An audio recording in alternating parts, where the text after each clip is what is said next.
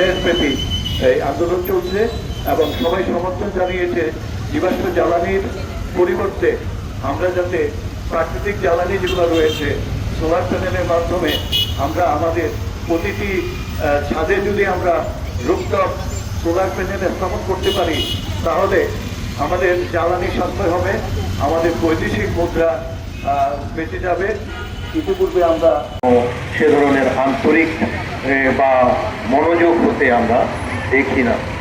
এবং বিগত তত্ত্বাবধায়ক সরবরাহ করা হয়েছে, কিন্তু এই জ্বালানি নীতি একান্তই কারো সাথে আছে। এর মধ্যে কিন্তু বেশ কয়েকটি বিষয়ে আপত্তি আছে এবং করতে পারি তাহলে 10 লক্ষ কর্মসংস্থান হবে। জ্বালানি খাতে আপনারা জানেন যে আমরা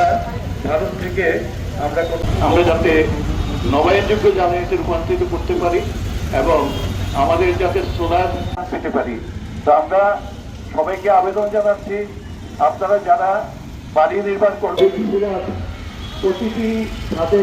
বাগান সৃষ্টি করে রুফটপ গার্ডেনের মাধ্যমে আমরা চেষ্টা করবো অচিরেই সরকার আমাদের এই দাবিকে পূরণ করবে এবং জ্বালানি অনেক মহিলা সদস্য এখানে রয়েছেন, অনেক ছাত্রছাত্রী রয়েছেন, শুধু